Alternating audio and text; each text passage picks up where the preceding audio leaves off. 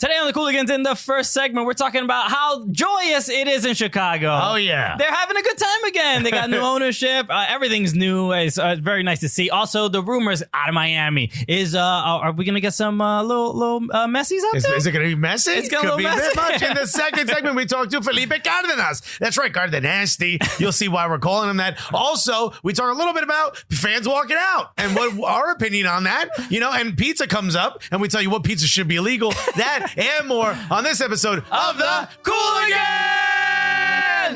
Hi, I'm John Strong. I'm the large bald man who stands next to Stu Holden when you watch soccer on Fox Sports. You are listening to the Cooligans. Yeah, baby!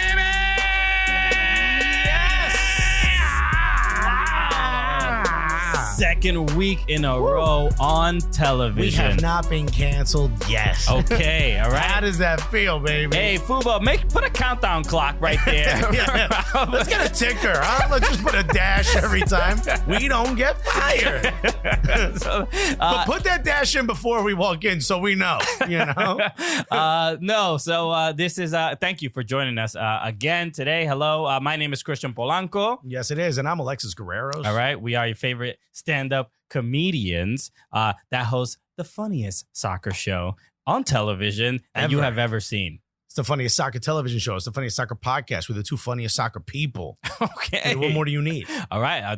Thank you for reading our resume. Yeah. Under special skills, it says ha ha. You know what I mean? Not bad. We're not also, we're not just the funniest soccer show that you've ever listened to. We've done this 200 times. Come on. We're the gulliest soccer show in the world. It says it right there, right on his shirt. That official Cooligans merch, making it on camera. Okay. Well, you got to fix the sleeve, Alexis. Well, I do that on purpose. Hold on a second. Okay. Did you shower this morning? It's a Cooligans logo. Did I shower this morning? Of course I did not. Ew. Showering, then my must goes away. Oh, that's right. Yes, everyone appreciates it here. Yeah, people are like, yo, Alexis, why are those cats following you? Now you know, okay? And cats are not just dudes, these are actual felines. Yeah. Yo, what are those dudes? No, those are cats. No, cats, dogs. I'm allergic too, so get away from me. You know what I mean? So yes, we're happy to be Once again, people are watching going, are you sure this is a soccer show? We'll get there. It will be eventually. So thank you for watching. Our first week on Fubo Fubo Sports Network has been great. We've had a great time. Yeah. We were on. The fans had a great time. We were on Drinks with Binks. Yes, we on were. Julie Stewart Binks' show. Got a little tipsy. Okay, well, you if it's the first episode, you bring the Cooligans on and you bring alcohol, right? You bring brown liquor, especially, right? You got that dark liquor. You know what's gonna happen. You're asking for trouble. I become mean on that dark liquor. You know what I mean? I become my grandma. I got a problem, That's right. That's where he gets it from. Okay. You thought this was from somebody else in the family? No, it's from Abuela. She ain't that sweet. She's been through a lot. Okay. We some people have different types of abuelas. Yeah. All right. Some of them get hugs. Not mine. Not mine. Not at all. Okay. She's like, drink your 151 and go to bed. I'm 7. Hey, you're going to have to learn someday. Well, you lost at the dice game, so now you go to bed. So, but we did have a good time. This has been an incredible experience so far amazing. At Fubo, and it's only going to grow. The show is going to just evolve and just be more and more fun week after week. So we can only say thank you so much for tuning into our first week. And we had I don't think we don't know how to do TV yet, right? No, because we have no idea. In the first episode of the show, we didn't even mention that we're on twice a week. Yeah, we forgot to mention that we're it's on Tuesdays and Thursdays at 8 p.m. So you can watch us both days. Exactly. And it's pretty great. Also, we're replayed a lot. Yeah. So you put on Football Sports Network, you either see our ugly faces or Julie Stewart Binks. Okay. And every once in a while, you see like a documentary about a guy who lost a foot playing golf or something weird. Right, but for the most part, look, the programming on the show on the channel is like that's not up to us. No, all right, but we were the lead in our first ever episode was a guy with a robotic hand and a dude whose leg was almost snapped in half. What are we doing? You want to help us out a little bit? It was Fubo Sports Network. I mean, look, it can only get better from there, right? It'll cheer you up a little bit. Like, let's just show them real tragedy so we don't get any complaints about the Cooligans. Yeah, one guy's like, I'll never play football again. The other guy's like, it's got a mind of its own. And then us. Yes. Is that a sports show or like a short circuit? Yeah. Those locals kick your ass in the outer Cooligans, everybody. Whoa, I swear we get to the soccer. No, this is it, right? This is the purpose of this show. This is why the show exists. So we can have fun and enjoy soccer at the same time. That's right. Again, shout out to everybody. People, they saw our new set. And so we were repping with the scarves. Yeah, and they so were like, we're going to send you all the scarves we have. We would get two reactions. We would get like, oh, cool. You know, my supporters club is there. My supporters group is represented. Some were like, yo, why ain't my supporters group represented? I gave you a scarf. Yeah. In 2016. Remember that 7 years ago? We gave you a scarf. We got that. And then we got the third one, which was like, yo, why is that trash team up there? It's like, so, Jesus. Look, the whole set is here to upset people. Yeah. Right? It's the upset.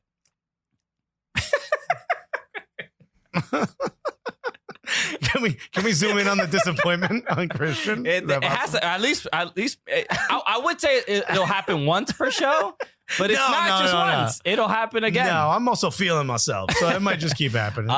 But we have. But thank you to one of the other reactions were people being like, "Yo, I'm gonna send you some stuff," and it's got not only in our last studio. I would complain that it was getting a little out of hand. Right. The amount of things that people were sending. And I would tell you there's no such thing. And now it is at an astronomical level. Now there's a pile. There's a pile. We feel bad. The studio, everybody at the studio is like, all right, we're going to have to like, I guess, build an addition to the studio. Yeah, who went to IKEA? Oh, no? Oh, these are for unboxings? So, but no, of course we appreciate it. Thank you so much. Let's go third episode a week, unboxing episode. We'll throw that up on Wednesdays, maybe. Okay. Right? All right. Yeah, maybe. I'm sure you can find a snuff film to play before it. A little bit more chipper. Than... we really build them back up, But again, thank you so much for all the support. And we have, I feel like this should have a name. I was thinking of like maybe a supporter tree or scarf tree or something like that. Supporter tree sounds weird. I'm not going to lie to you. All right. Well, the tree of jerseys. I don't know. I don't know what to call it. Well, thank you. Shouts to Edgewater Castle. Yeah, shout out to Edgewater Castle getting represented on whatever this is called. Also, shouts to the fans who show us love. We want to show you love back. We got Rathbone Montalban. Ooh. Don't know if that's a real name, but it should be. Okay. Sounds like an uncle of yours. I want the whole government on the back of a jersey. He put brilliant 5 stars. I laughed. I cried. I laughed, cried. I ate a whole pizza to restore some emotional balance to my life. And that was just the first podcast I listened to. Look at that. Also, we're a show now. So watch it and order yourself another pizza, baby. Football Sports Network. What's up? And that's another reminder for people that are watching on Football Sports Network. Thank you for that. Yeah. The show is still in podcast form, so you could always listen to that. So leave a review on the iTunes, and we'll just read it on the television show. We're merging both worlds. Exactly. You know what I mean? Synergy, my guy. That is right. Synergy, my guy. Hey, just breaking in real quick. We got an ad from our sponsor. Yeah, SeatGeek, baby. SeatGeek. They can't stay away from us. That's right. It is. They leave us weird voicemails. They're like, yo, we need more of you. No, but SeatGeek, if you guys ever need to get tickets, a couple of these remaining MLS playoff matches. Also, maybe you want to go to the NWSL game between Sky Blue and the Orlando Pride. It's gonna happen at Rebel Arena. It's happening at Rebel Arena again. The second time. So that's super cool for Sky Blue. I believe that's September 29th that game is happening. So use the SeatGeek app to get tickets to that game. Did you say Orlando Reign? You meant Orlando Pride. I said Orlando Pride. Did you? I heard Reign. All right. Well, nonetheless, you could go get a ticket to either one. Bring an umbrella. SeatGeek. You never know what's going to happen. But SeatGeek has it all. All you have to do is download their app. They actually give it to you in like these color-coded things, so you know if what you're getting is a good deal or not. They've got comedy. They've got tickets to theater. Concerts, all this stuff. Yeah, I was actually just using it because I was trying to get tickets to go see Tool. Okay. Because I was going to buy them just like on Ticketmaster and stuff like that, but they sold out in seconds. A lot of red. I was very furious. Yeah. But I went on SeatGeek and there were already a couple there for sale. So I'm like, now I know I won't have to miss the concert. Well, that's what SeatGeek does. They aggregate all the other ticket sellers, so you don't have to do all that research on your own. So just get the SeatGeek app, and guess what? They're going to give you $10 off your first order if you say Cooligans brought you there. Exactly. So you got to do is whisper in the app. Well, or type it, use the promo code. If you whisper, I don't know what the results will be. It might not happen. You know those people who talk into the screen and not the mic? You know how annoying that is? That's how you'll look if you say Cooligans. You're going to look like you're chirping to your Nextel. You look dumb. That's a wrong era, my guy. So go ahead, put in Cooligans, get $10 off your first order. You could thank us later. One thing I want to make sure that we talk about is that it's the beginning of Hispanic Heritage Month. That's right. Of course. All right. I know what you're thinking. Wait, it's the beginning of Hispanic Heritage Month in the middle of a month? What is up with that? Yeah. All right. Look, I've got complaints. Okay. That's what we're here for. Okay. We'll do it from 1:15 to the other 15. We'll call it. I mean, technically, it's a month. We have a 30 days, right? But it's not at the beginning of. It's just a little strange. It's ridiculous. Why is it positioned in this particular National way? Hot Dog Day is a thing. There's National Double Cheeseburger Day. They get an actual day. It doesn't start at 6 p.m. It's a midnight to midnight. You know what I mean? Yes. We can't get a month. Well, I mean, I'm sure there was one available, right? Yeah, I feel like there's 12 to choose from. Is there another, like a holiday that it goes only 15 days that we couldn't overlap? No. I hate it. It's like when the sports seasons when you have to be like, remember what happened in 03, 04? You have to put two of them together. Yeah. Half of that. Just give me one, guys. Give me one. Make it easy. So this is always exciting, because I think for the next 30 days in between these 2 months, we will do our best to try to include some more Latino-fy it up. You know what I'm sure they're wondering, like, where else could you fit it in? You know? Some people may be asking, isn't it always Hispanic Heritage Month with you guys? It is on this show, baby. So get used to it, guys. All right, so let's start talking some American soccer, because a lot of things happened in just the last few days, but the Chicago Fire, right? The Chicago Fuegos now. It's Hispanic Heritage Month. I don't make the rules. Chicago Fuego. Okay, that's who you are now. Pa que entienden. All okay. Right. So Chicago encendido. En la calle. All right, let's go. Fuego. So the Chicago Fire officially have new ownership, and this we already knew, but they will be moving to Soldier Field, that which was already reported. But this was they announced it all. Yes, but the ownership change was the thing that was unexpected. They also didn't mention anything about the name change. I know the fans were upset that it might go to Chicago City SC or FC. Yes, I had heard the new owner, Joe Mansueto, on Extra Time. He was actually saying that he's a huge fan of the name, and he didn't say definitively that they weren't going to change it, but he would like to keep it. So that's a pretty good sign that if the owner wants to keep the name. Yeah, but that's like a political answer. I'm a big fan. You know, and I'm gonna hate putting a bullet in its head. He also, it's a political, but he also spent $400 million to, buy the team, to take full ownership of the team. I'm not saying he can't do it. No, I'm not saying. Yeah. $400 million. All right. Yeah. Name it whatever you want. Yeah. I don't believe. I feel like the fans won't be upset if they go with the Chicago Cooligans. I feel like so many fans would be upset. I don't think so. I feel like everyone would be behind it. I feel like maybe the 8 people we know in Chicago will be totally cool with it. I mean, just think about it. Just put it out there, plant the seed. You never know what's going to happen. I mean, it's not a crazy name for a team, right? Cooligans FC.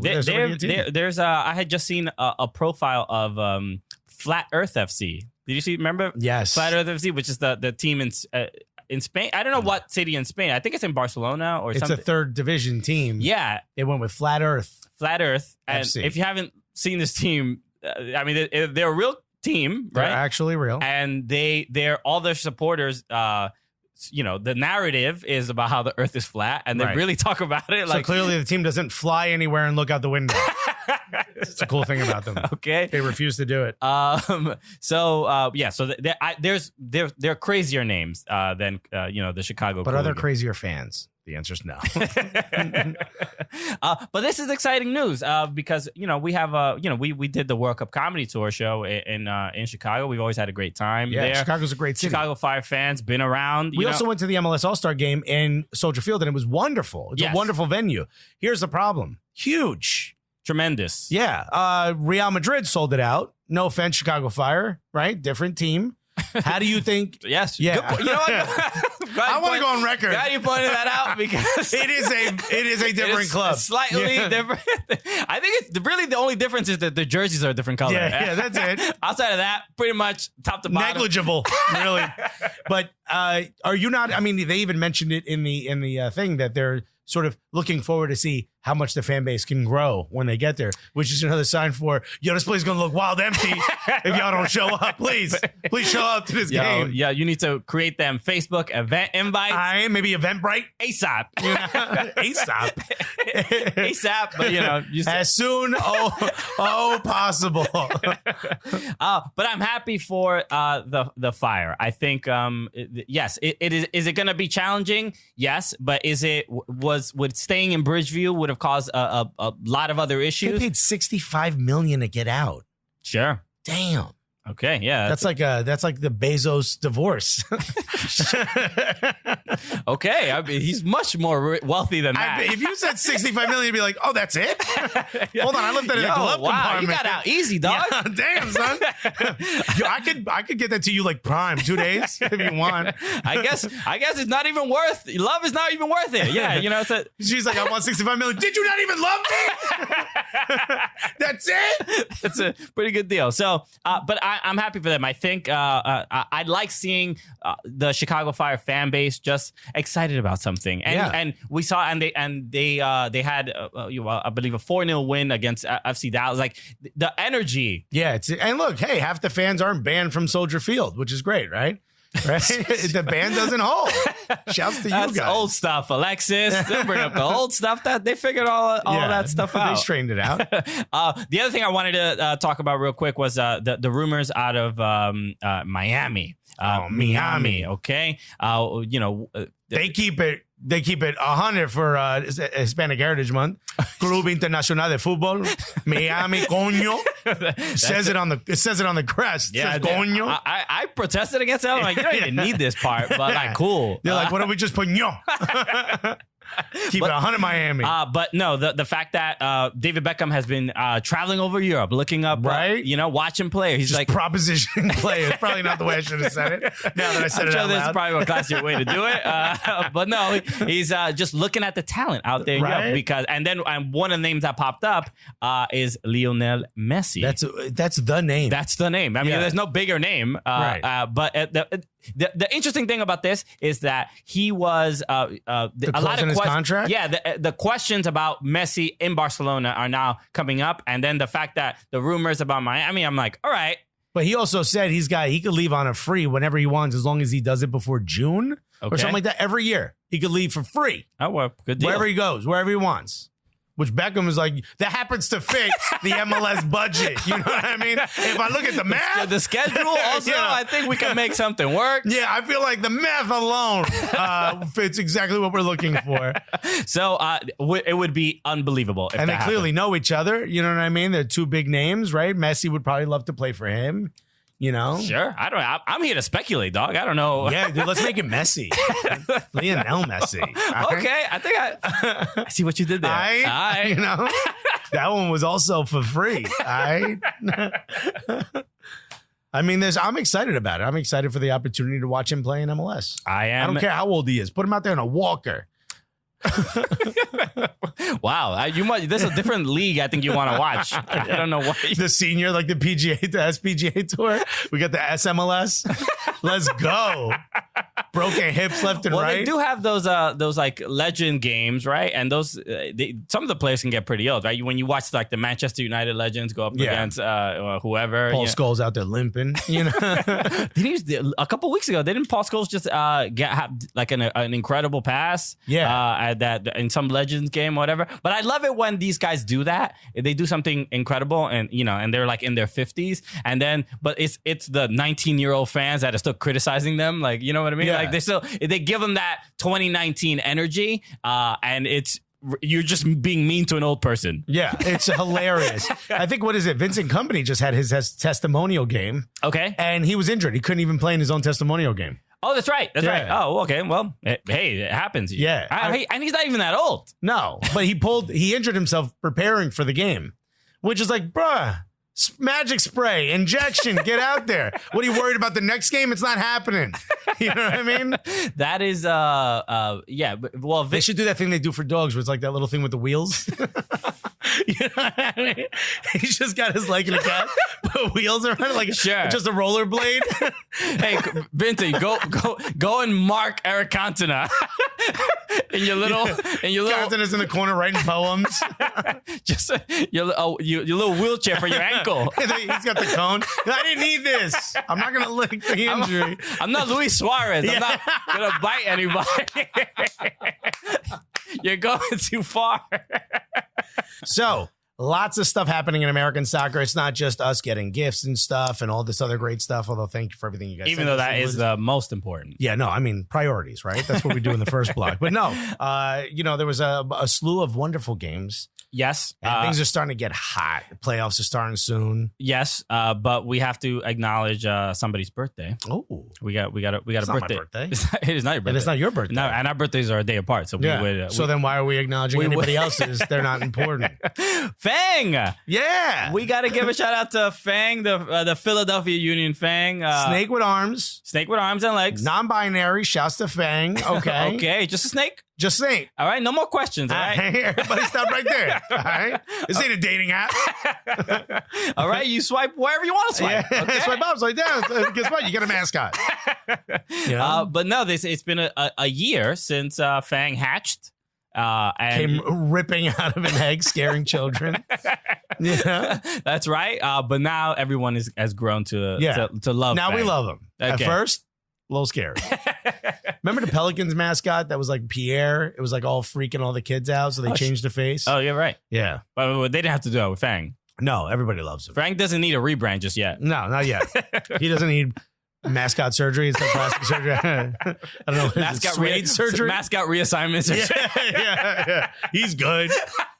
I wonder if Gritty showed up for his birthday. You saw that? That's right. Yeah, that was pretty cool. That's pretty dope. Couple mascots. I mean, there were a lot of Philadelphia is known for that, so that's cool. They get a lot of. So shout out to Fang. All right, so we have to talk about a game that happened last week. This was LA Galaxy against Colorado. Everybody's been pretty concerned for LA Galaxy because they might miss the playoffs because they have 18 DPs and they still can't seem to get above the playoff line, right? Yeah, Pavone, one of the greatest players in South America, just shows up for $7.55. He's like, yeah, I'll get me a Metro card. Could I just get put $25 in my Uber account and we good. We'll all be right? good. I'll play for your team. I'll take my talents out there. Yeah. But no. LA Galaxy lost 2-1 to Colorado, which is, I mean, again, Robin Frazier's been just kind of brought some energy to that team. Completely changed the club around. Really cool. But nobody necessarily expects the Colorado Rapids, even though they've been on a pretty good run, to make it to the playoffs. But LA Galaxy, the standard should be higher, especially with the level of the caliber players that they have.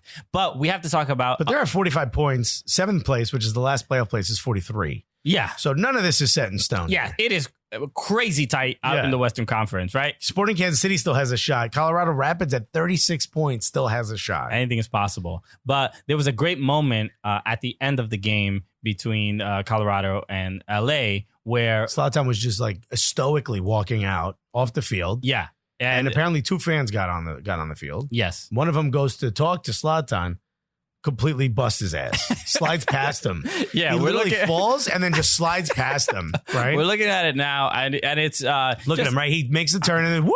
falls. It's a great. We're used to sort of seeing this in Europe. This happens all the time. You have remember the one guy who punched the player in the face, and then was it Grealish, and then he went and scored the game winner? Yes. Okay, yeah. That was in the championship. Yeah. When Villa, the Millwall. I don't know. Some dude who looks like, he's AC/DC, like one of those guys. Just like wearing the paperboy hat. Yeah. I mean, look, realistically, you don't want to see it, right? You don't want fans. Anyone who looks like AC/DC, we don't want to see it. Well, you don't want fans to be running out on the pitch, putting themselves in. Where's security at? I mean, look, although one dude got a nice tackle. He fake left. Took the dude right out, right as he was getting a Zlatan. But there was the footage that we're showing you now is not the exact one, but the LA Galaxy on Twitter they had shown it one on slow motion. And slow motion, and this is when it's like it is absolutely beautiful because it does look like Zlatan. He puts his hands up and the guy falls, so it looks like he uses the force. He's like, "Do not touch me," and the guy's like, "Whoa!" Just collapses. Yeah. Zlatan's energy was just was it's his ego. His confidence is like. You can't break through the aura. Hey, he's a black belt. Maybe they know some stuff we don't know. You know what I mean?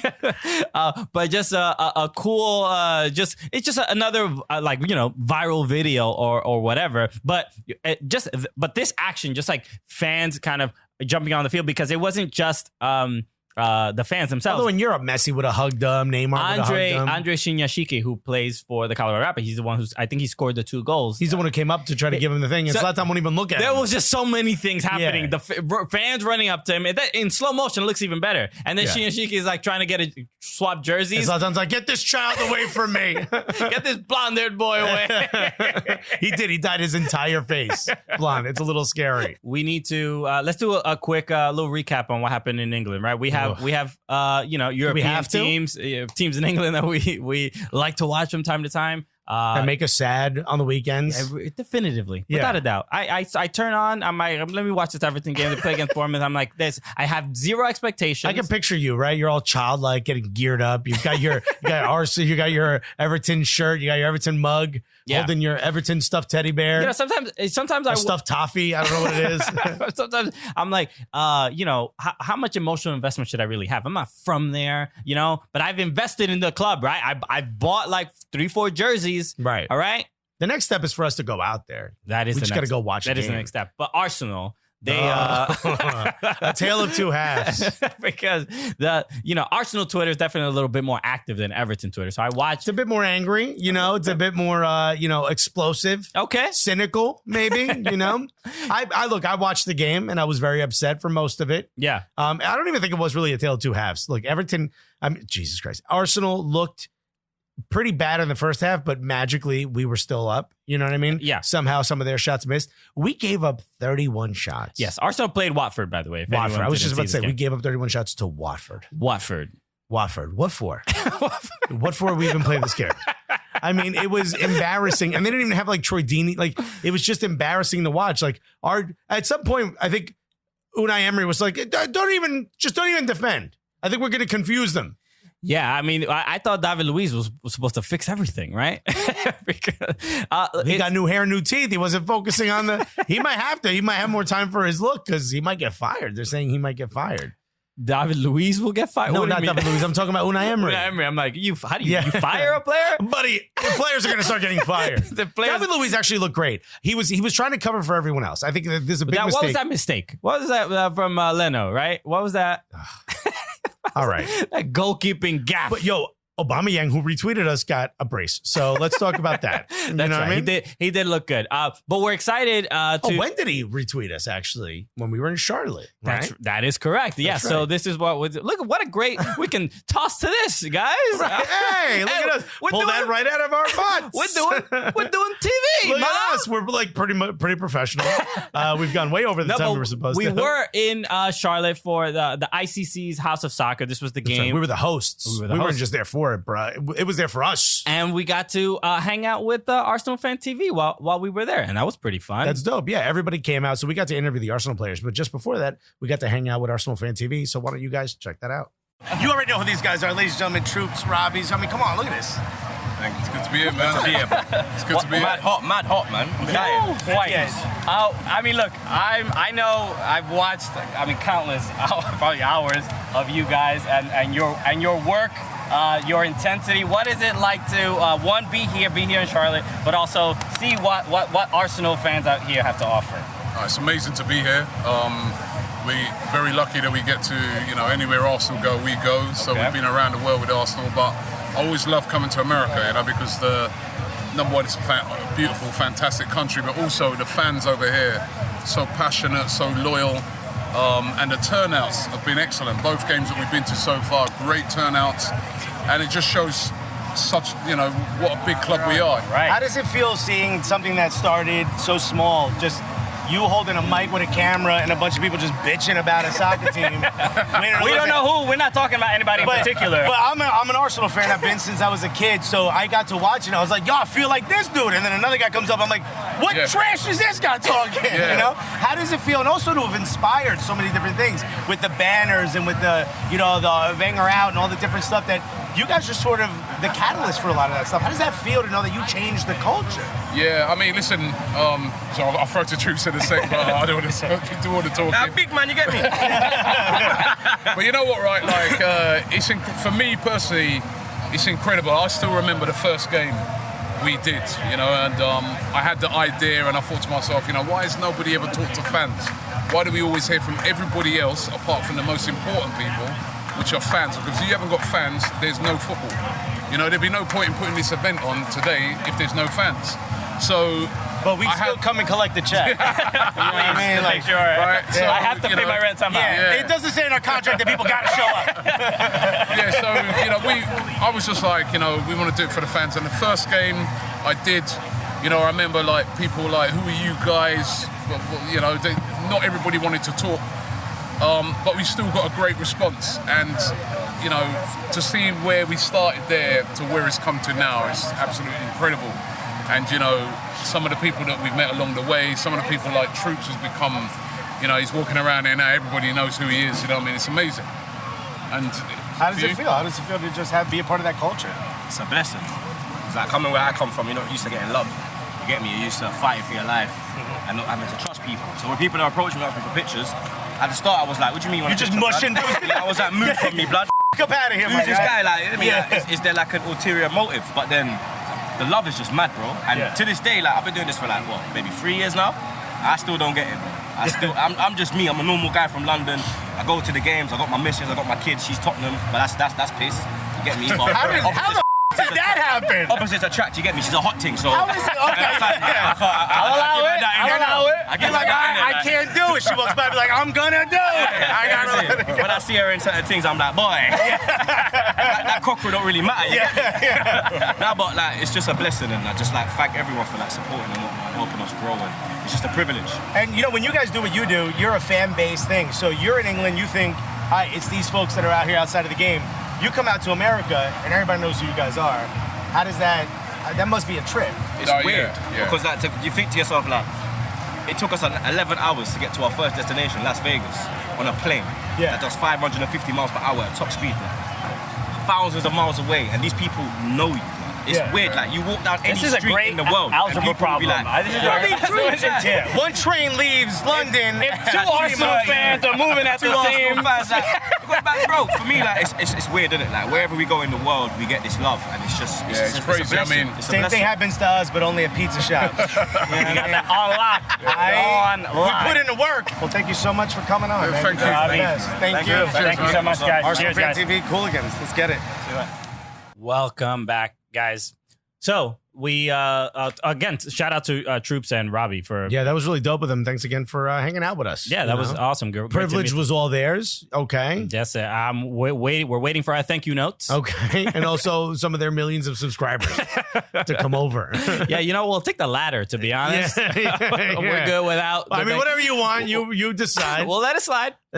So thank you again for that. That was really cool, and we had a great time out in Charlotte. So I did want to talk about a couple comments that were made by some of these European players, Euro-based players. Okay, these foreigners coming in here with their good ideas. Right. Don't come in here with these intelligent, we've been around for a while style ideas. Okay, you're making me feel insecure. Whoa, we just started, guys. We'll get there. So let's start with Wayne Rooney, because he was asked in an interview just about his thoughts about the leagues, and he offered this tidbit about how he doesn't feel that the American soccer player is being paid enough. He feels like the wages should be increased. The collective bargaining agreement will be negotiated once this season is over. He said I feel that they deserve to get more money to stay in line with football in the rest of the world and in terms of American sports. So basically, he said in a very English way, how come they not getting that bag? that is, they should be getting that bag, though. Okay, well, why don't we have that translation on the screen? Put that up. Why ain't they getting that bag? Yeah, I just want to hear Wayne Rooney say the word guap a couple times. That'd be nice. Yeah, they should be sucking their ends. I hurt my throat. Oh my God! I was just in an episode of Top Boy.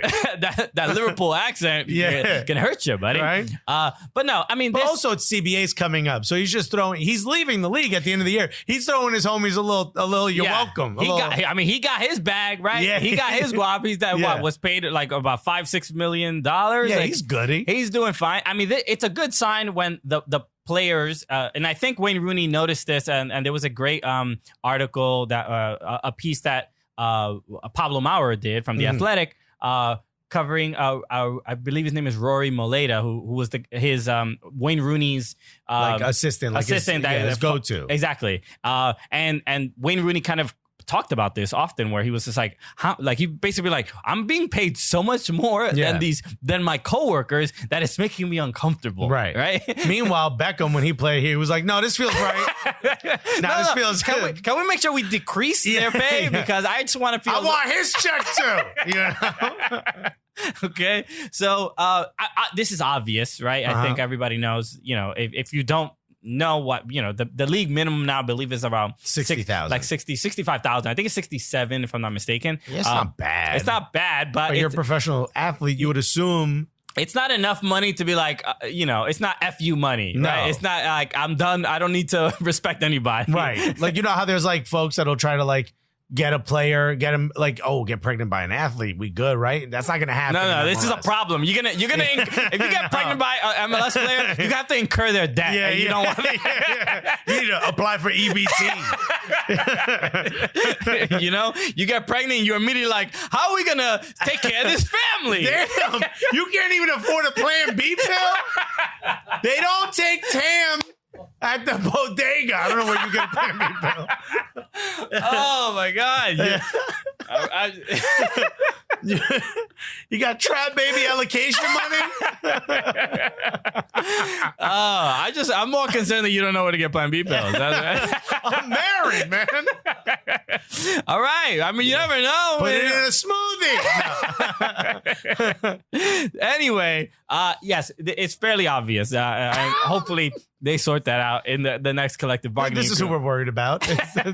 But the other player that was Zlatan, who we mentioned already on the show, he said he's the greatest player to ever play in MLS. Yes, and he was, which I'm humble guy. Very. I mean, we don't expect anything less from Zlatan Ibrahimovic. But what I did have a problem with in the comment was not that he was saying he was the best player in MLS history, was that there was a reporter that asked him, don't you think you should win like a championship, or at the very least make it to the goddamn playoffs before you call it a trophy? I feel like if you're the greatest. Exactly, right? And his response was, where are you from? He asked the reporter, where are you from? And then he goes, Mexico. And he goes, of course.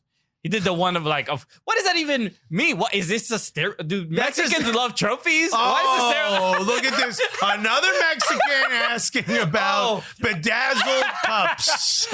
Just typical Mexicans wanting people to be successful in the sport that they play in. Yeah. Wow. Build that trophy case. Build that trophy case. Wow. I cannot believe. You can hear him cheering now. Wow. Zlatan Ibrahimovic, which has hateful rhetoric. Yeah. I'm not even sure that was racist. I'm like, I don't know know how This means- it was disrespectful and an Hispanic Heritage Month. Doesn't he know? Come on. This is our month from the 15th to the end of the 14th of the next month. This is all we get. This is an important time for us. How dare you? Give us our 30 days. No, that was people can have the debate over whether he's. I mean, look, he is one of the greatest players that has ever played the game. We cannot take away from it. From his individual skill and talent is unquestionable. Right. He is incredible. To call him the best in MLS history, I think does a disservice to the where the league is and where it's come from. Does Zlatan Ibrahimovic have an MVP trophy named after him? No, he does not. No, Landon Donovan does. So Landon's like, I got an idea of who might be. Okay. I got a suggestion, So too many people have done a lot to help the league grow. Do you think Zlatan gets in the Hall of Fame if he doesn't win a trophy? In the American Soccer Hall of Fame? No. Okay. Well, there goes that segment. Quick answer. Who needs to argue? No, I just the fact that great players come here to play does not make them legends in Major League Soccer. If there's a Hall of Fame for the Premier League, here to do earn something it. Exactly here. And if you help support the league and do whatever you can, and obviously bring your talent, that is great. But it's to get that kind of notoriety or that kind of recognition, you have to do something for American soccer, not just show not just up. the press conferences. Yeah. Your quotes don't put, Zlatan's great as far as that providing that fodder. Yeah. Great. But Fodder's a good word. You don't hear that often. yeah, he needs a fodder. That's what he needs. I grew up without a fodder.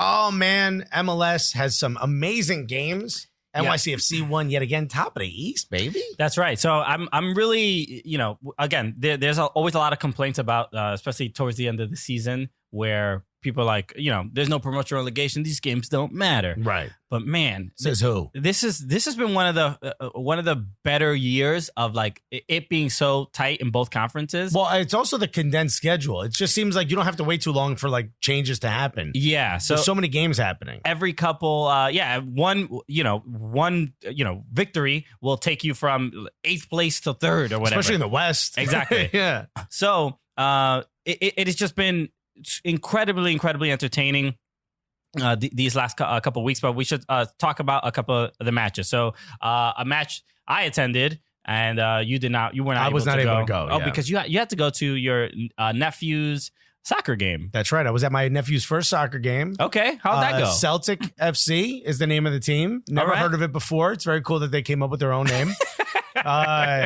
People behind me were yelling, "Go the Celtics." Sure. Here we go, the Celtics. Here we go. I'm like, that's not it. It was also behind me was a Costa Rica family, and they were just like, no, this can't be it. Some lady yelled, this is true. Some lady yelled, Anthony, pick up the ball and throw it. Let's get some points. I mean, okay. are you? Which way are you looking? I love American soccer fans, the diehards. Really, these are season ticket holders. That's the mom ultras. I think. And mad mothers against bad soccer, whatever. So, okay. What was the result? Did he win? His team win? No, they lost 6-1. And the only reason it was 6-1 is because at 6 goals, apparently it's a rule now. I don't know if this is just New Jersey or whatever, but they say no more goals. So this kid on the other team, amazing. I'm like, I'm his uncle now. He's really good. He would break everybody. Yeah. And then he would just kick the ball for a goal kick. He would kick it out. And he was so frustrated. I'm like, I'm frustrated for him. Meaning he would get past everybody, but he couldn't get in the goal. No, he would never score on goal because they told him no more goals. Oh, because he was too good. It was just disrespectful to go above 6. I'm like, yo, take it all the way. How am I supposed to tell my nephew he trashed right now? I want you to crush my nephew. Yeah. There was one kid on my nephew's team who legitimately, I think, was allergic to the ball. I don't know if the ball's made of peanuts. I don't know what's going on. But he would get near it and he would start running alongside the striker. Yeah. Like, no. And one time the ball came at him and he got nervous and then someone else took the ball and he goes, Like, wow. I think what we've learned here is that we should be recapping children's soccer games as like who cares about professional soccer? Yeah, Celtics FC. Let's go. The Celtics FC. Yeah. So yes, professional soccer. First, Also, one guy yelled, "I don't know anything about soccer. My wife should. She's Peruvian." And this woman's just like, leave. Wow, it sounds like he bought her. Yeah. I know, because on the website it said Peruvian. I want made and assembled. Anyway, NYCFC did host the San Jose Earthquakes out in Yankee Stadium. They win this game 2-1. Yeah. Goals from Alexandra Mitrita, and Keaton Parks, and a goal for San Jose from Chris Wondolowski. San Jose is starting to collapse a little bit. Okay, well, And I did say they were going to win MLS Cup, so apparently poison pill if I go for your club. Apparently this is your fault. But San Jose still in 6th place at 44 points, but FC Dallas is just 1 point 43, behind. yeah. 43. So it can't be dropping points like this. And the main takeaway from this game was this was Matias Almeida's first match at Yankee Stadium, and he loved it. The comments, the Yelp He said, reviews. "Why are we all playing?" The Yelp reviews were beautiful. Yeah. Just glowing.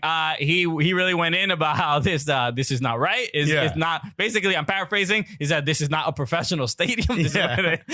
Soccer should not be played here. He didn't believe it was the dimensions that they had told him. Yes, he was. And Glenn Crooks was like, "I've walked it. I've seen it. It's 70 by 1110. Yeah. Or by 110." Yeah, and it was he was not happy, but NYCFC down 1 and able to come back, and they did I will say though, you would assume his system plays really well in this short field. No, well, apparently not. They didn't play badly. And Dome Torrent, his comments after was where he said that San Jose was the best team they've ever played at Yankee Stadium. So they, there were no goals in the second half, if I'm not mistaken. Yeah. And they did they just couldn't get through. And NYCFC, they're super comfortable in that stadium. And when NYCFC started the season with all those draws, everyone was like, "Oh no, they stink. Dome out." Remember, there's a lot of Dome out. Yeah. Now people are talking about them being MLS Cup. There's a chance MLS Cup is hosted at Yankee Stadium. I mean, at least it'll be entertaining for how much it will infuriate people. Yeah. Hey, that's talk about home field advantage. Yankee Stadium, the future of American soccer. Get used to it, buddy. If the men's national team can play in a baseball stadium, why can't an MLS club? So let's also talk about LA Galaxy against Sporting Kansas City, because I want to make sure we get to this game. 7-2, right? Nobody saw this. A little rough. Nobody saw this coming. I'm surprised that someone's going to say 6 goals, no more. You're not allowed to score anymore. Okay. I know. I heard it from somebody's Peruvian wife. Yeah. They got to call this game. She knows the sport. Trust We're not allowed anymore. No, but 7-2. A hat trick from everybody. Zlatan Ibrahimovic. A brace for Becky G's boyfriend. Okay. Sebastian Mr. G. Mr. G. The main thing watching this game, you have to feel bad for center back for Sporting Kansas City, Graham Smith. He was getting cooked, eaten.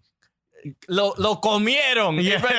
It was ridiculous. It was hard to watch. He should not be defending Zlatan Ibrahimovic. Like, sometimes it's kind of embarrassing to sub off a center back, right? Like, they need to do it just for him. But I just felt bad for save that man's career. What is wrong with you? It was just a crazy game.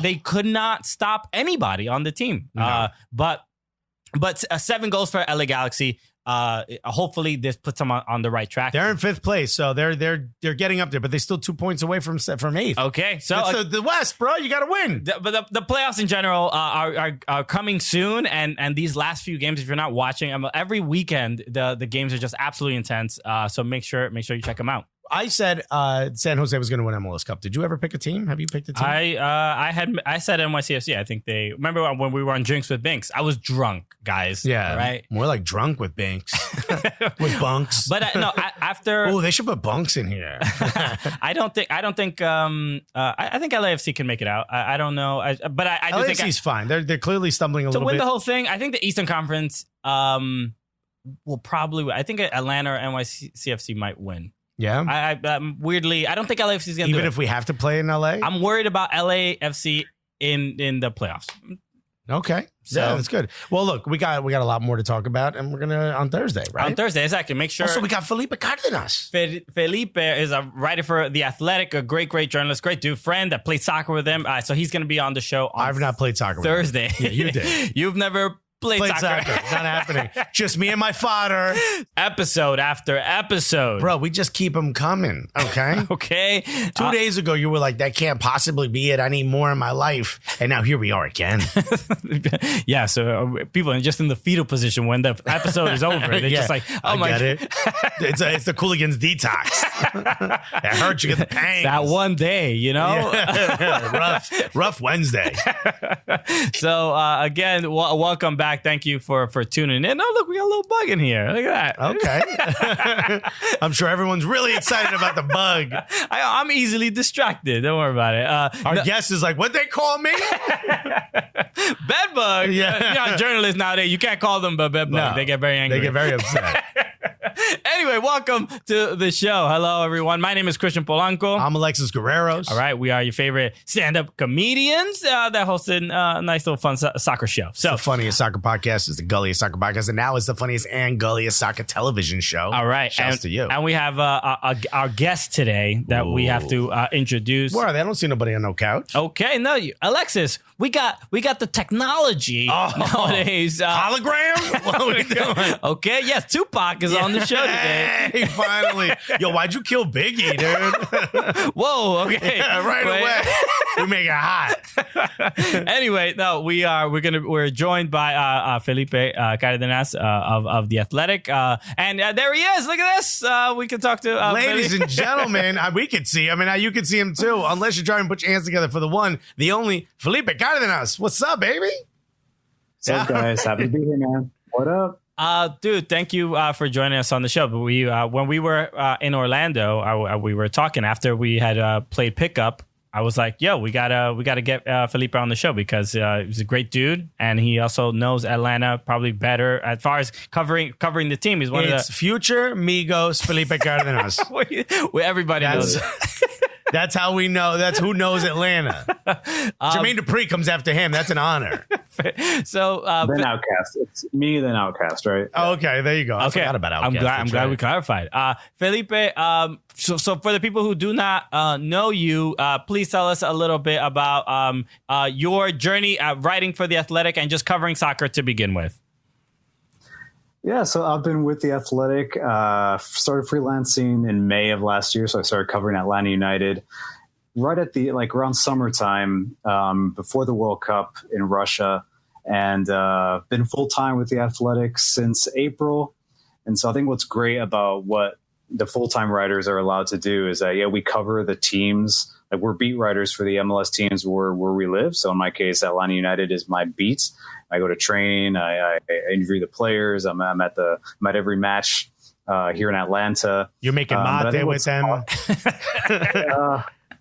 I haven't done that yet, but I'm sure it's around the corner. I'm a coffee guy. You know that. I'm Colombian. It's all about café con leche. It's all that. Almost as good as Cuban coffee. Anyway, you were saying? Fine. But no, I mean, what's awesome about The Athletic and being part of the team at The Athletic Soccer is that we're not just confined to our cities. We're national writers. We can chase stories around MLS. I had an awesome opportunity to go to St. Louis and cover the U.S. men's national team when they face Uruguay. So that was fun. I think the assignments are we sometimes we don't know what we're gonna cover because it's all about the pitch and what we want to go after. And it's been great so far. It's been awesome to be part of the team. All right. So, do you have a question? Because I want to get into the Atlanta, the drama. All right? Let's do that. Let's do that right because, up top. Felipe, off the rip. Because the beginning of the season, the rough start to CCL, and then the drama with De Boer. Everybody was like, wanting to get him out. The players almost revolting. How, as a reporter covering the team, how did you sort of navigate through that? Because it did seem like the players themselves were unhappy with their coach. Yeah, that's exactly what it was. You know, there were some players and some really key players. You're talking about Joseph Martinez, you know, the reigning MVP, the MLS goal scoring leader, record holder, who's coming out and saying that he's not happy with the way the team is playing. And, you know, when I talked to him before it kind of turned into drama, I spoke with him in, I think, February, right after CCL. He was pretty open with me and saying that, like, he was concerned with the team's mentality and the way that they were playing, understanding that they had a new coach and that they were playing within a new system, new ideas.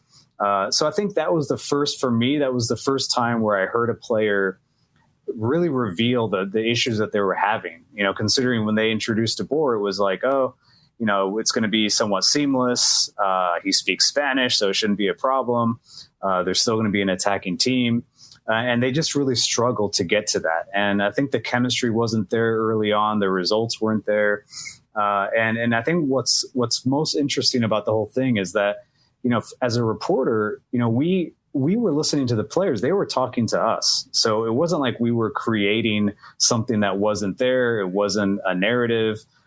They were answering simple questions with really detailed answers about what they felt should be fixed. And I think recently when I spoke with Justin Merrim, the new Atlanta United midfielder who was joined the team in May, you know, he let me know that it wasn't just everyone was upset. So it wasn't this locker room mutiny that was happening. There was kind of like one half of the team knew that they play a certain way. They wanted to play attacking soccer. They wanted to be in a certain formation that allowed their creative players to be more free. And then the other half of the locker room, if you will, was like, hey, well, the coach wants us to do this. So they all had to come together, including the coaching staff, and compromise and meet in the middle.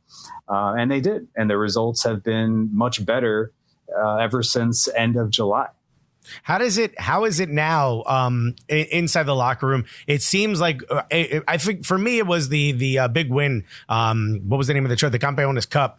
That seemed to be like the first time where you could see the team kind of combine and unify a little bit. Why don't you mention now sort of what the attitude is? Is it still two sides of the locker room, or are they more unified? No, I think it's the team is together. I think they've always, it's a good group. I think they get along well. They just have a lot of, and I don't mean this in like a bad way. There are some big egos in that locker room, some big personalities that are used to playing a certain way, used to winning. And, you know, when they started to taste defeat and poor, you know, consecutive and consistent poor matches, you know, it really didn't settle with the team very well. And so, but they have veteran guys. They have Brad Guzan in there, Jeff Larinowitz, you know, Michael Parkhurst. Even though he hasn't played much, he's been, you know, somewhat more of a, you know, off the field leader, locker room guy.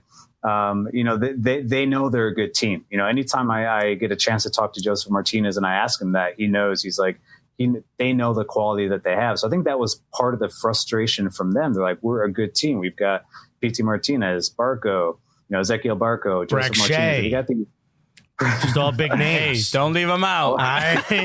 Guys got dreadlocks, you know what I mean? True. Whenever I hear his name said, I hear Felipe Cárdenas, but it's not Cárdenas. There's no accent over there. No, it's Cárdenas, right? Am I saying it correctly?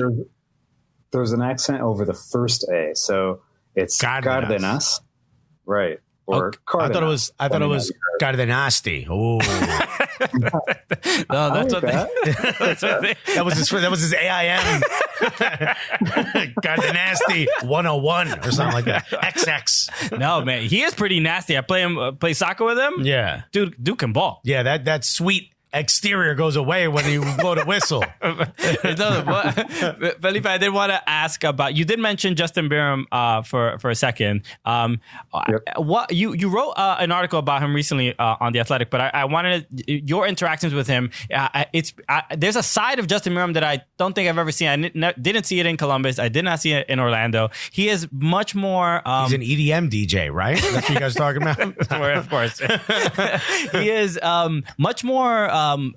jovial and having more fun with the game. Lighthearted. He looked like he's definitely having a good time, and he's been making the thing that's most impressive. He constantly makes jokes and trashes Orlando City. Right? We know he had issues with the team, but what has bringing in Orlando City player and how has he sort of changed the dynamic of the team, and because he's getting minutes, so clearly he's fitting in pretty well.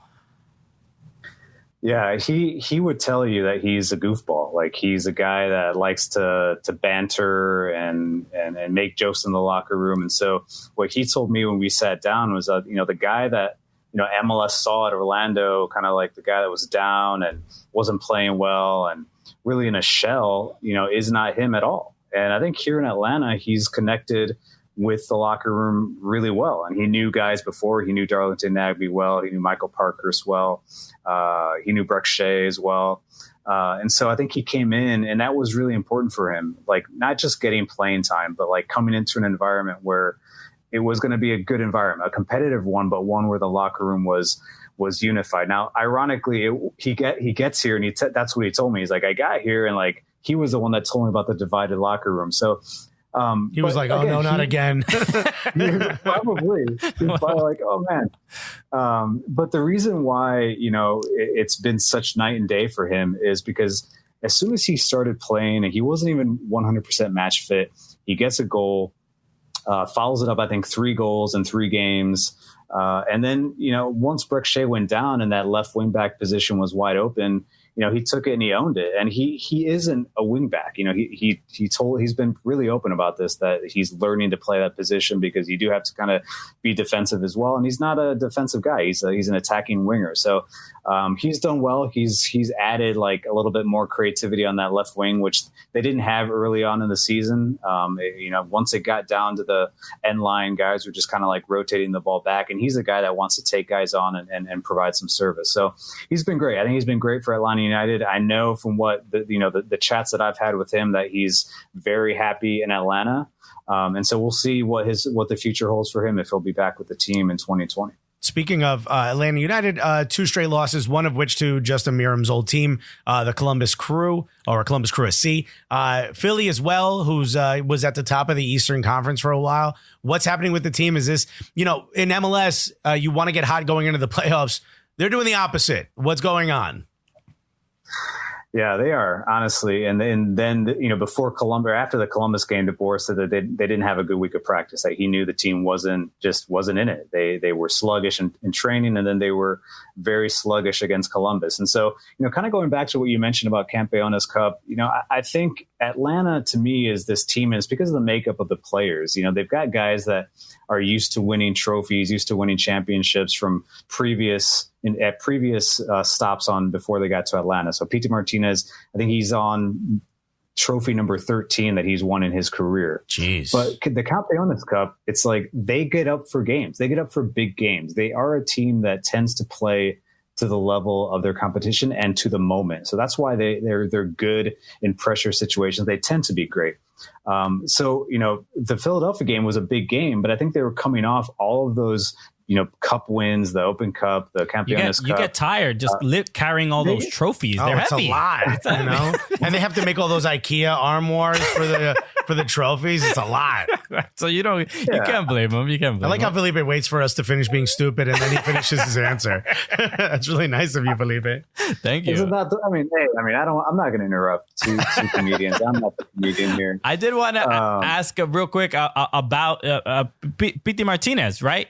He's been it's just this weird, to me, kind of melodramatic time in MLS. Sure. I don't understand if he's happy here. I don't know if he regrets coming here. I mean, he has a tough time sometimes, maybe having chemistry. Sometimes he's banging these golazos. All-Star game, he can't even find the net. Well, how is he doing? There's no other better question. Well, how is he doing? Does he need a hug from us? We would be happy to hug him.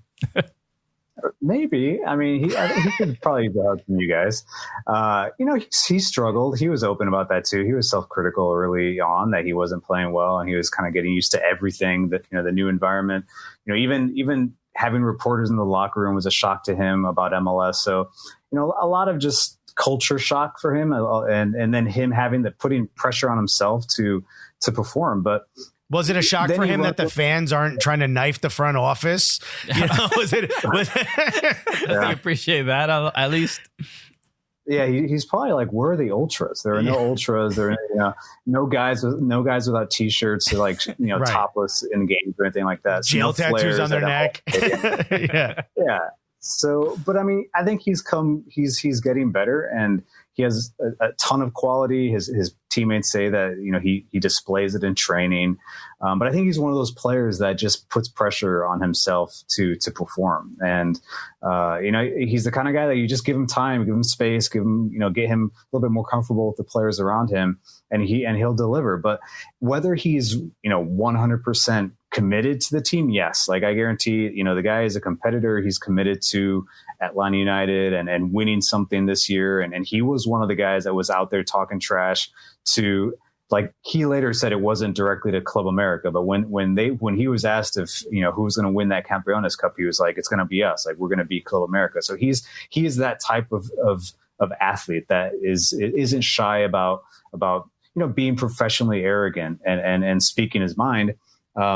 Is he happy? You know, I don't know. He says he is. And so, you know, I'll tend to believe him, but, you know, I think he's a player that wants to do more. He wants to accomplish a lot more than what he could possibly accomplish here in MLS. I know it's important to him, but I think he's a guy that would like to be in Europe sooner than later. You wrote an article that was really great about sort of their lack of identity versus Uruguay. As fans of men's national team, we get a little frustrated. We hear people like, you know, Triple G saying things like, oh, no, we saw progress. And the fans are like, were you watching a different game? You know, why don't you talk a little bit about someone like yourself who understands the game at a very different level than we do? What are your feelings right now on the men's national team and it's sort of its progression towards the next World Cup?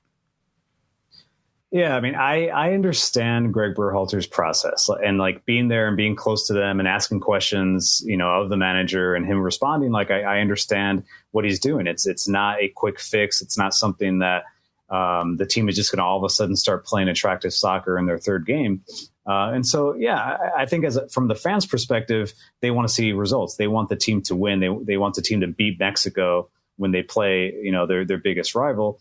And Greg Berhalter just wants to see progress. He wants to see the players understanding the system better. He wants to see certain players in different roles and then make big decisions on who he's going to keep going forward. So that was my takeaway from covering that team, is that he's still trying to understand and evaluate the talent that he has.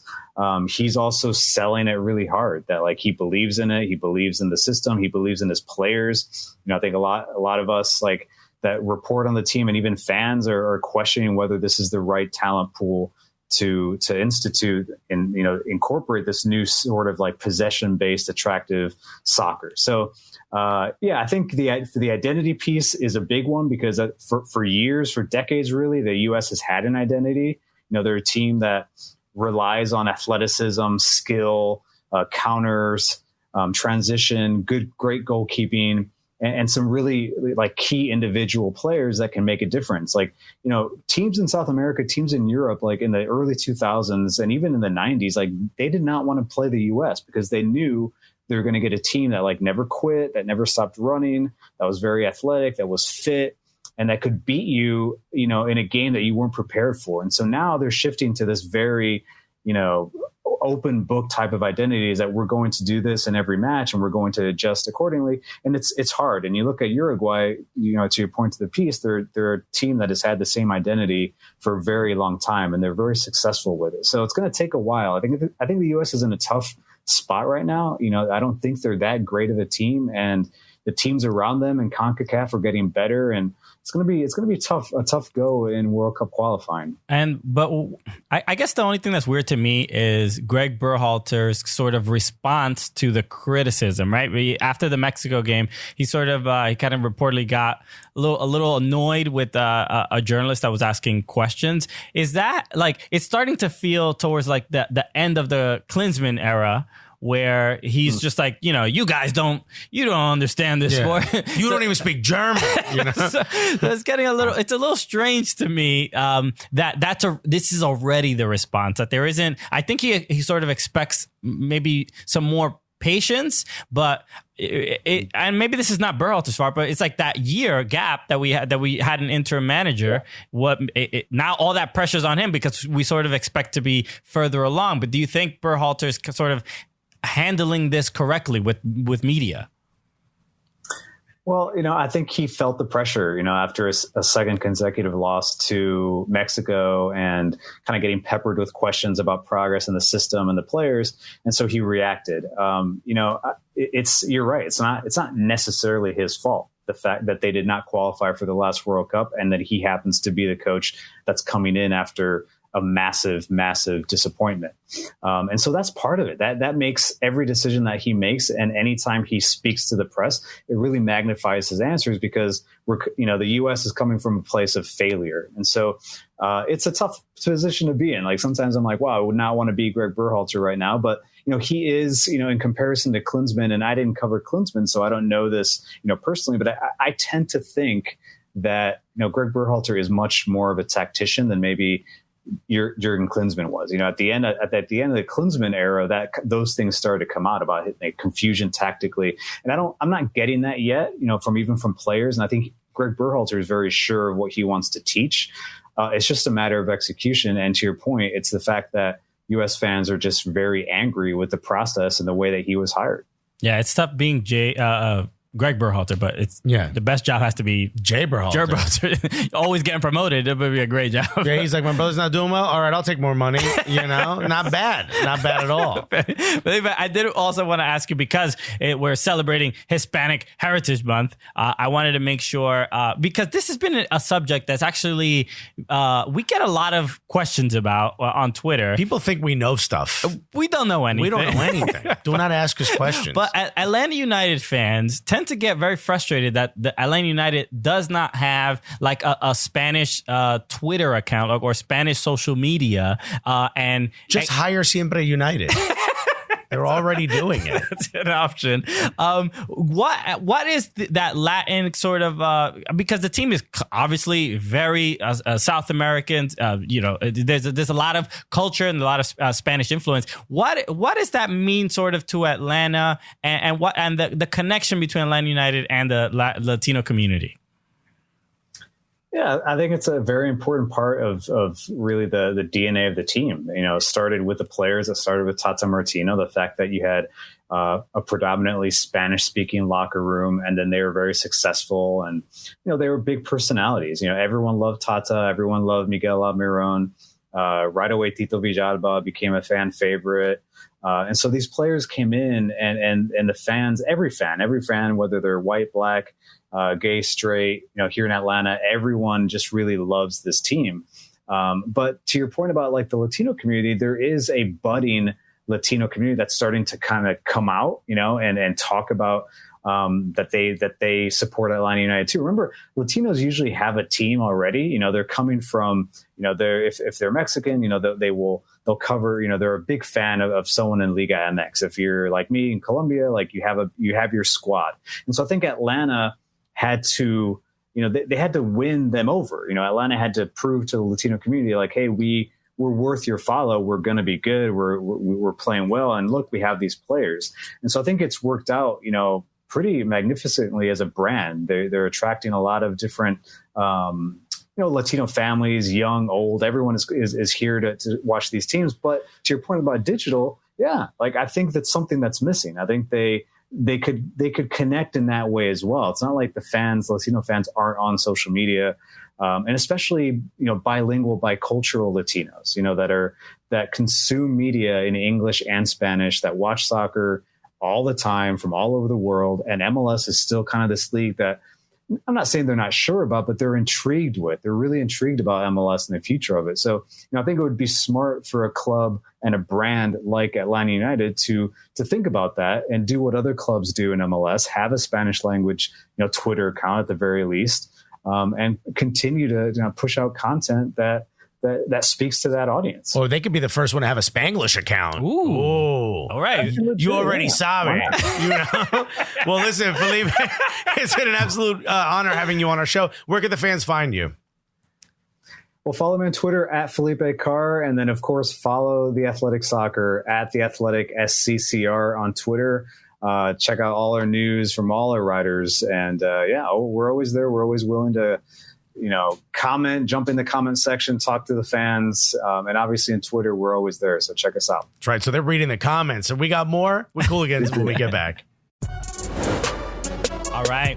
Well, welcome back. Thank you again, Felipe, for doing the show. What a wonderful guest Felipe is, huh? He's what a great human. He's just a great human being. I mean, that's the only people we have on this show is good people to balance out how terrible we both are. That's it. You know what I mean? We say, hey, let me look at your criminal record before you come on the show. No, it looks too similar to ours. Sorry.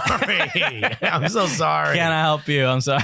There's only so much of that on Fubo we're allowed to have. So, but again, thank you, Felipe. I hope Atlanta United fans enjoyed that. So let's talk about a couple other things. There were a couple matches in MLS over the weekend that I wanted to get to because a couple notable things happened. But we should talk about the match between the Seattle Sounders and the New York Red Bulls. That's right. This over at CenturyLink Field. Who can hold on to a 2-goal lead? Can anybody? No, nobody's interested, right?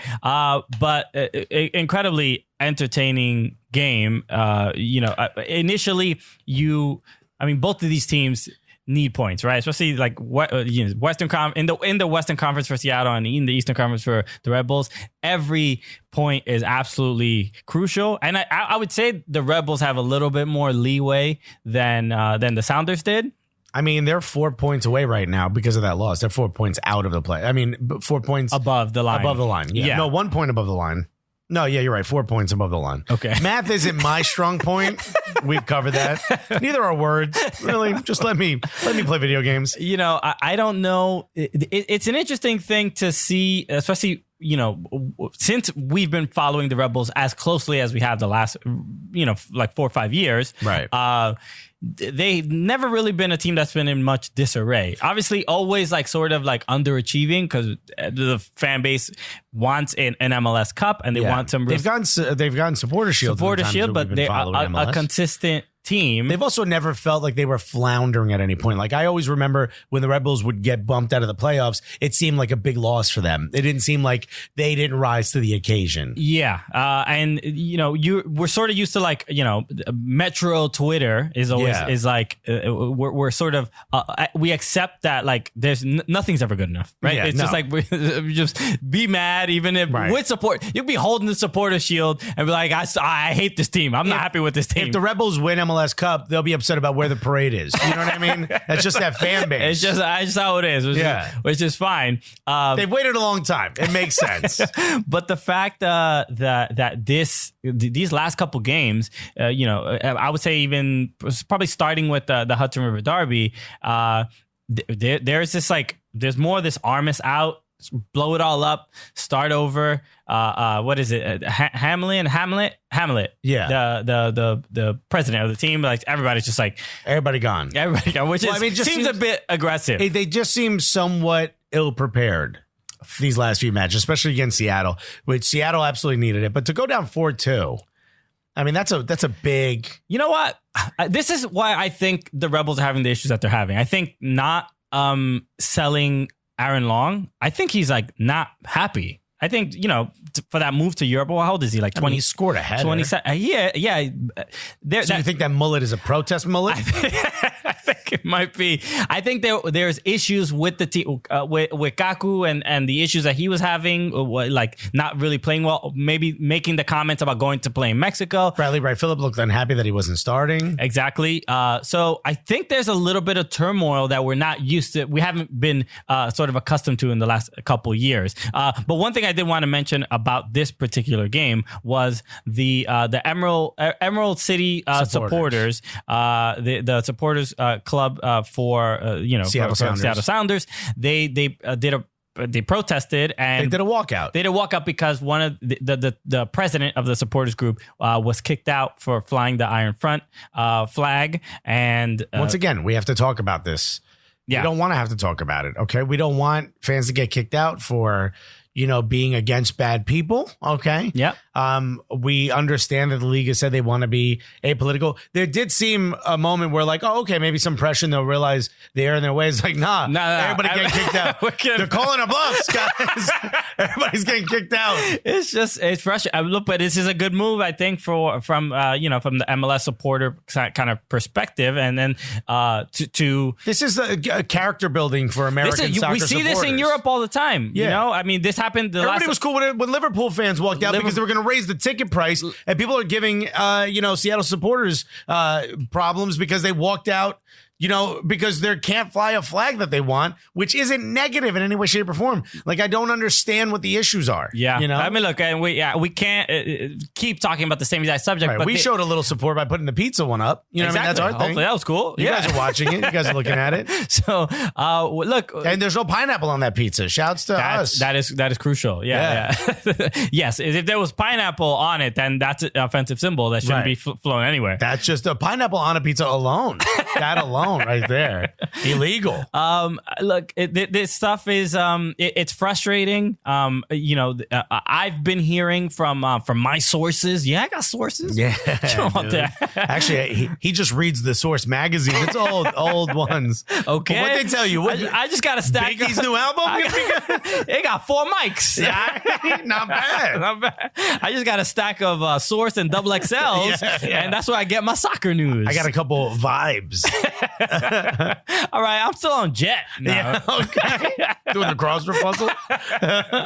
No, just this stuff is again frustrating. But I have been hearing that there are talks with MLS. Like, everybody's in this weird position where it's like the teams themselves, they're playing chicken. The supporters, the front of the league.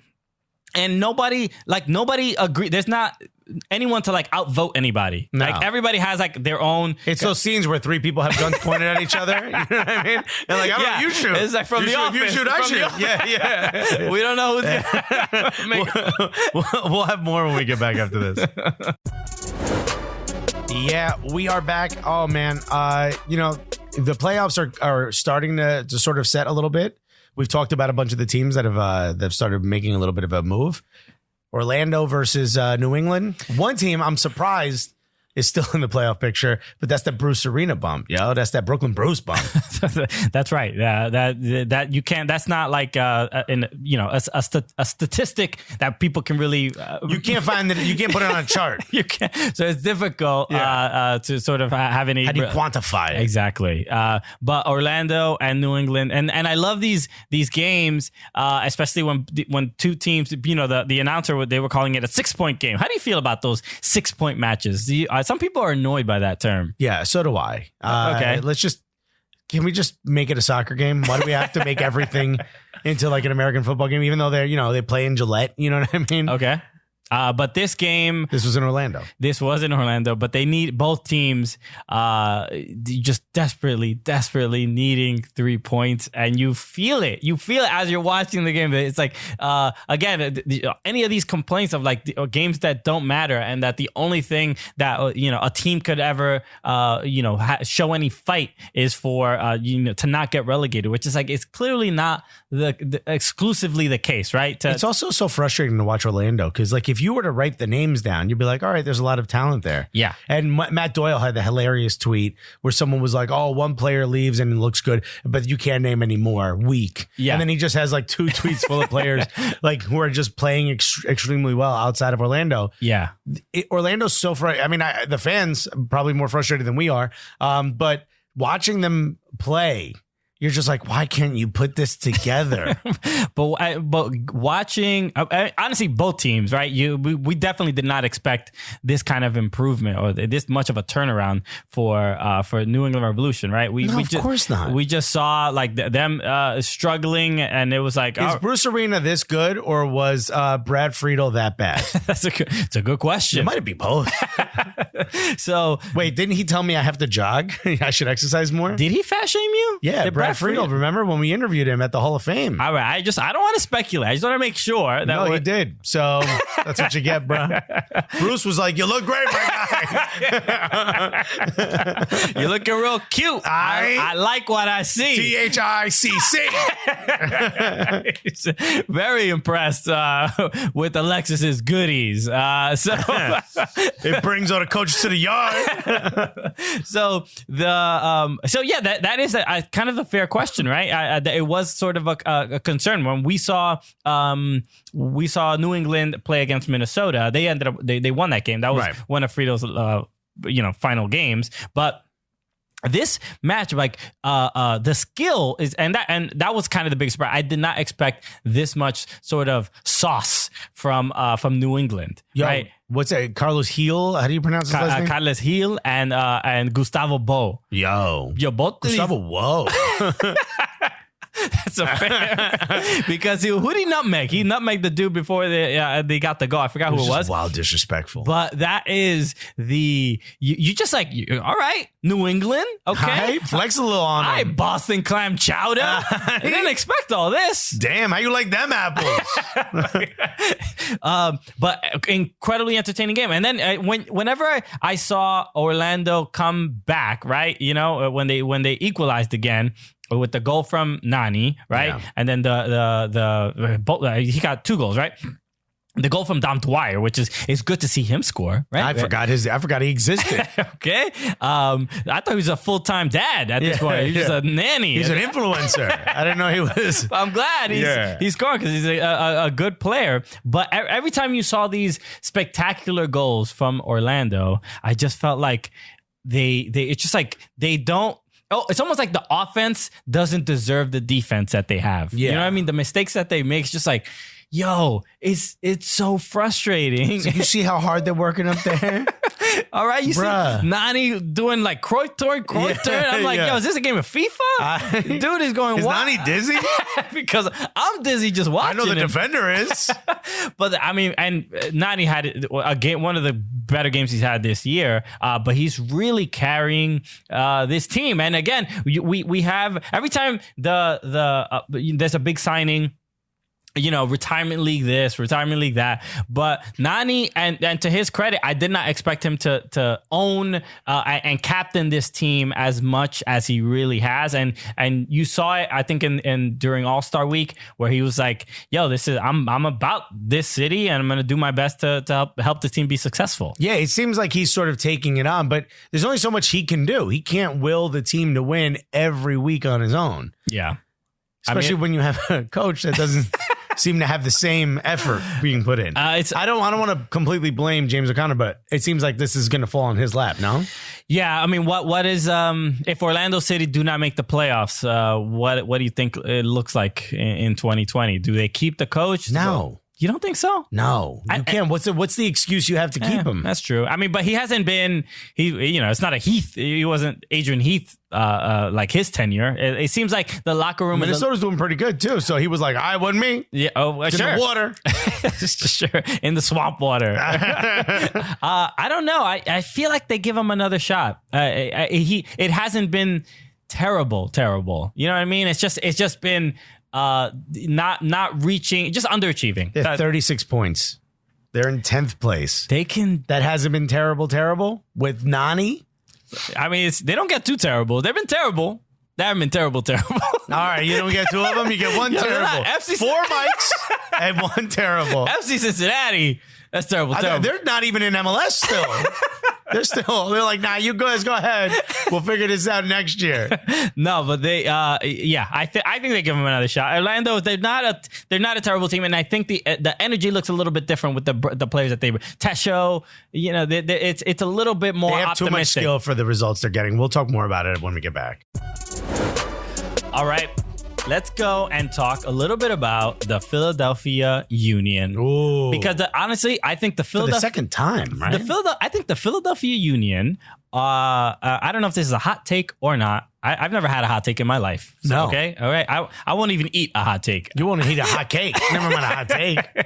So I think, especially this second half, I would say after the All-Star break, Philadelphia Union are I would say arguably the most exciting team to watch or support in American soccer. I feel like I was going to say it's the most exciting team to watch their support because the fan base is amazing. Remember, we were people were worried that fans weren't going to come out. Yeah, dude, every game is lit. Well, the last couple of weeks, Thailand Energy Stadium has been unbelievably rocking. Well, almost to the point where it's so full that I'm like, I think they didn't expect that many people to be there. Now there's like safety concerns. You know what I mean? Like it seems everybody. They're like, so all the seats? We're just gonna have someone in every one of these seats? Because all you hear now from the local broadcast, JP Della Camera and Tommy Smith are always like, it is so loud, it is rocking in here. Like it's just like they were like worried that something's gonna happen. They're like, can we get like an EMT nearby? Is that possible? They're just clearly concerned. Dude, the place erupted on Casper's header that looked like it was going to get stopped. Yeah. The place went ballistic. I'm like, yo, I kind of wish I was there to see that. Yeah. And we have to go to a game soon. A lot of people have. When's the game against NYCFC? October 6th. Right? No, we'll be here. We'll see. Maybe we're going to try to go. We've been getting some tweets. Some Philly fans, some of them. The goons. The Wooters. You know? The Finns.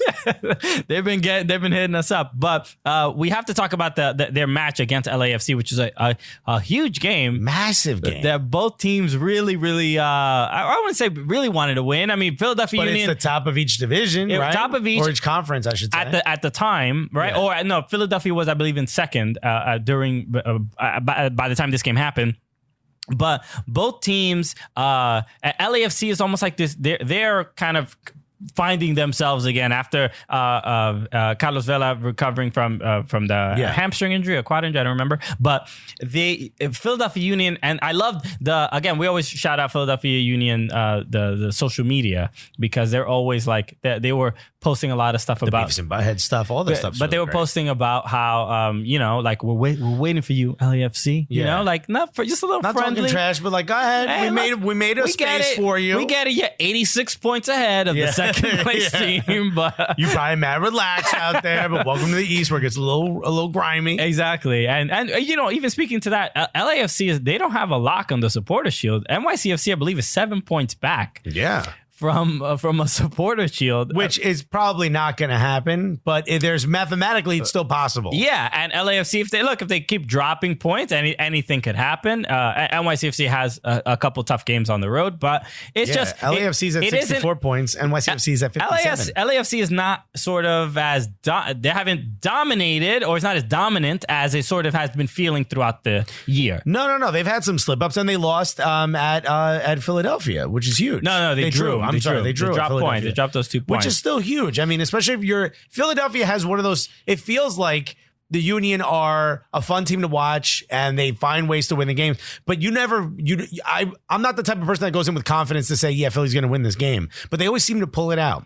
Yeah. And they're getting amazing play from like Fafa Picault. They're getting incredible play from Casper. They're getting incredible play from their midfield. It's just, and then you've got Marco Fabian who just comes in. I'm not in the Marco Fabian. What's his name? Elsinho comes in. Yeah, we actually should talk about Marco Fabian, who did not dress for this game because he was apparently late for a team meeting, and Jim Curtin cut him. He didn't put him in the lineup. Curtin don't play, dude. Curtin don't get putting curtains on you, dog. He going. I was gonna say blind you, but he's not gonna do that. He's not. Okay, we gotta go to blinds to go and find other puns and different types. He's gonna vertical blind you. No, I mean, but again, we do have to go out to Philly to catch that, just to experience that, because it's these last couple of weeks have been just incredible. The turnaround from the team itself, but and this is where it's clear that when the teams, you know, the fan base supports the team, they play better.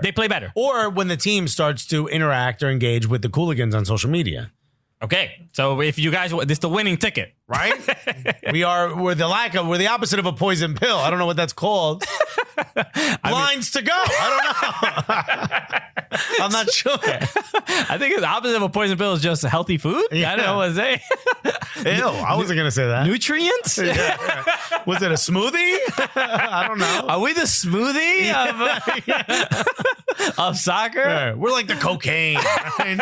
We get you all excited. Maybe you take a poop. Who knows? I don't know. But then you get a documentary made after you, and Maradona's Not getting bad. it. Yeah. So it's all working Which out. we're invited to, and we can't go. We can't go to the premiere. What are you gonna do? It happens. All right. Special screening. We have lives. You know, I'm going away. I'm going to Japan. That's right. And I'm going to Montreal. Okay. Equal. Pretty even. Same exact place. Yeah. But the shows are still happening, so you'll see us. Yeah, no, don't worry about it. We'll still be here. We're not going anywhere. So yeah, look, again, Philly and LA, two places that we have to make sure to visit. We've had a crazy year. I've said it. If the two LA teams play in the playoffs, we're going. We have to go. Okay. Are we even going to be able to get a ticket? We'll sneak in. We'll be all right. Well, thank you again to everybody for tuning in and watching and listening. We appreciate you very Using much. all your senses. We're gonna get smell-o-vision. We're gonna get touch-o-vision. The woman poking you in the side. Let's get consent-o-vision first. That's important. Look, I didn't even ask, bro. Mad disrespectful. Let's make sure we do that. Thank you again, Felipe Cárdenas, for joining us on the show. We appreciate it. Make sure Cárdenas. Say his name Cárdenas. right. Cárdenas. No, Cárdenas. Cárdenasty. Let's get it. So thank you, man. We appreciate it. Make sure you follow him and read The Athletic. We have a subscription to it. It's awesome. The articles there. That's right. We share one, though, because we're not trying to give you all that money. You know what I mean? Trying to be a little cheapy. We're going to give you best friend our password. But yeah, absolutely. And also, if you want other guests, let us know who. Tweet at us. Let us know at Soccer Cooligans who you want us to have on the show. Yes. And make sure you follow us at Soccer Cooligans. You see our little thing it's on the show somewhere. Who knows? At Chris Polanco, at Not Alexis. We appreciate you experiencing this whole Fubo experience 2 with weeks, us. baby. 2 4 weeks. episodes. Wild. That's it. Yeah, thank you. And of course, join Gully Squad if you got a time. Go to soccercooligans.com/Gully Squad. All right. That's right. Show the support. And make sure to follow Fubo TV. All right. Yeah, please follow. They Fubo. love that. So with that said, my name is Christian Polanco. I'm Alexis Guerreros. And together, what are we? The Cooligans!